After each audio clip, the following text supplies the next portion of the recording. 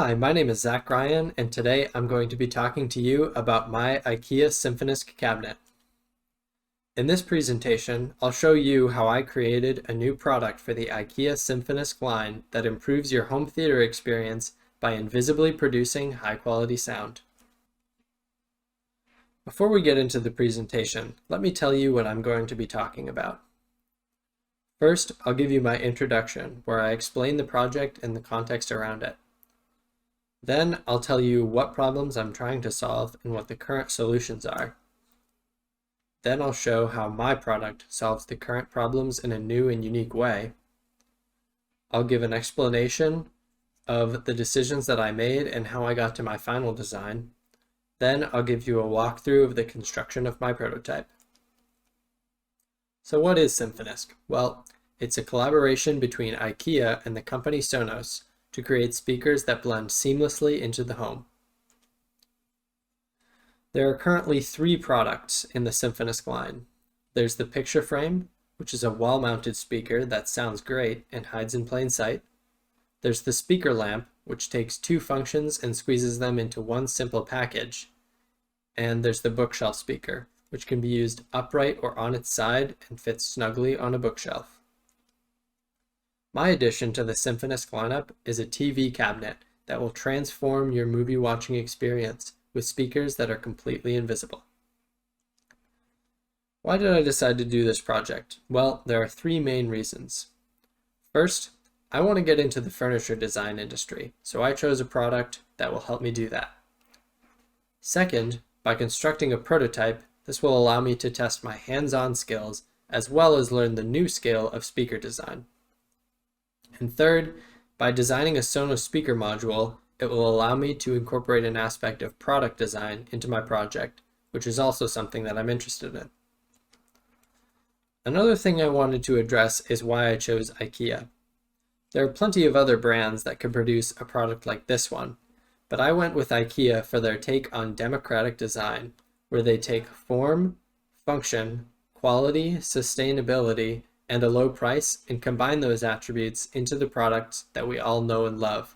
And hopefully throughout my presentation, you'll be able to see how my product fits within those guidelines.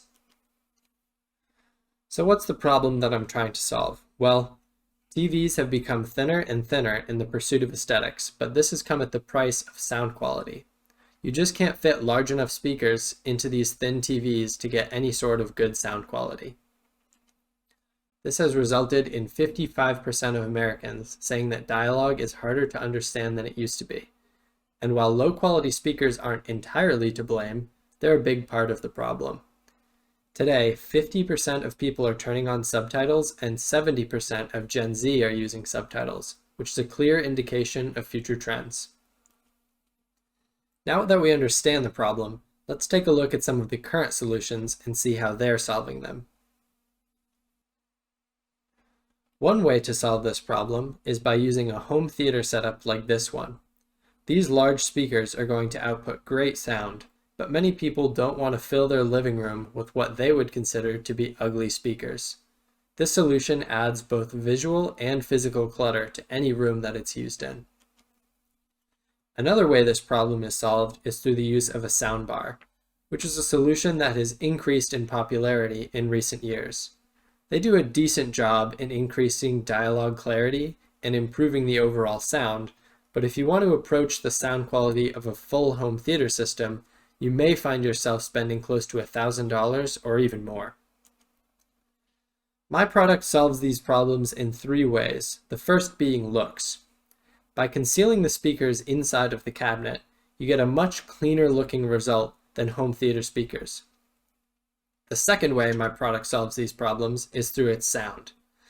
Because of the extra space provided by the interior of the cabinet, we are able to use larger drivers which are able to produce a richer, fuller sound than the small speakers found in a soundbar.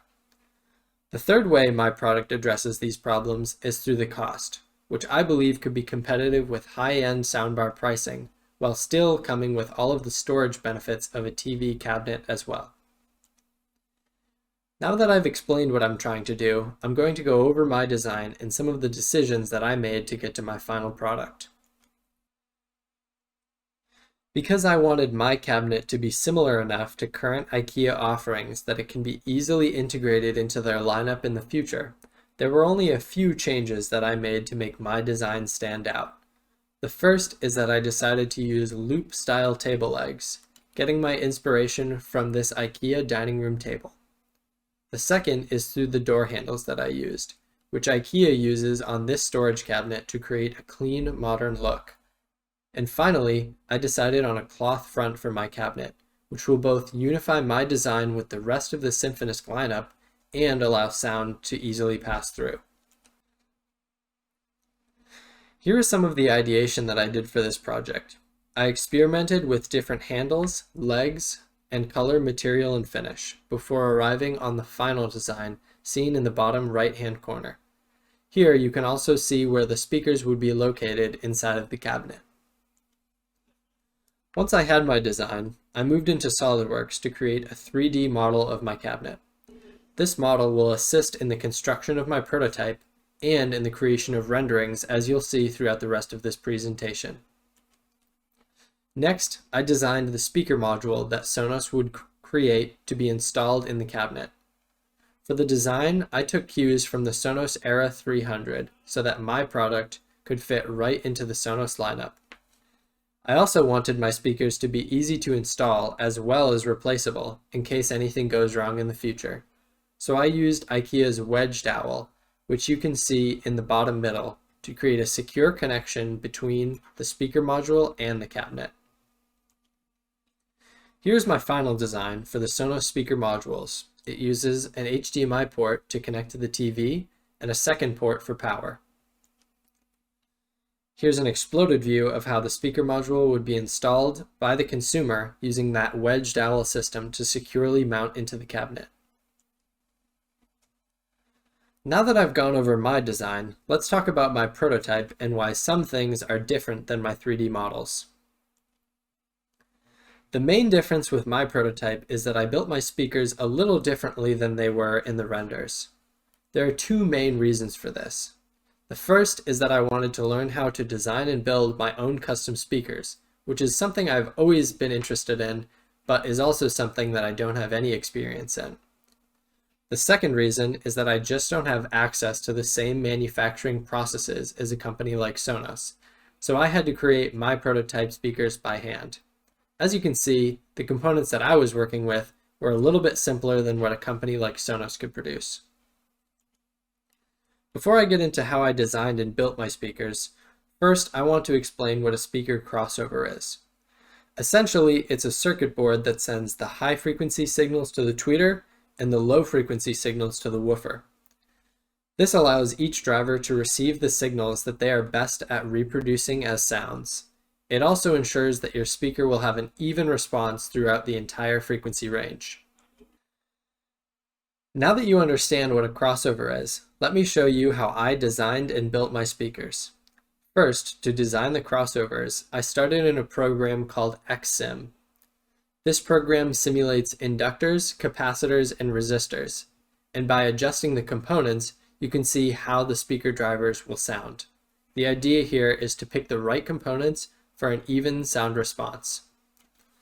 The other program that I used is called WinISD. What this one does is it shows how different speakers will perform inside of different sized speaker enclosures, and it also simulates how different sized and length speaker ports will change the final sound. Once I finalized the crossover design and selected the drivers I wanted to use for my prototype, I took the wiring diagram from XSim and created it using real-life components. Everything is soldered together on a crossover board that will fit inside of the speaker enclosure. I then moved on to constructing the rest of the prototype. I took the model I created earlier and sent it over to my friends at Fortner, who programmed the model into their CNC machine, which cut everything out using 3/4 inch plywood for most of the cabinet and 1 inch MDF for the speaker enclosures in order to help the speakers sound their best. After a few final touches, that brings me to my finished prototype. I used a dark stain for the wood, wrapped the doors and speaker grills in fabric, and installed these metal legs for the base. So, did we solve the problem? I would argue that yes, we have. While my prototype may not bring tears to your eyes with its sound quality, it was my first attempt, and I believe that future revisions could easily outclass high-end soundbars. And while a full home theater provides great sound, it clutters up the living room both visually and physically. On the other hand, with its clutter-free design and concealed speakers, my solution manages to output great sound while looking much better than standard home theater solutions. Where does this leave us with the Symphonisk lineup? Well, now that we have the bookshelf speaker, the wall art speaker, the lamp speaker, and the cabinet speaker, we would be able to outfit our living room with great sound that is completely invisible. Thank you to Brian, Shane, and to Fortner for helping me out with this project, and thank you for listening.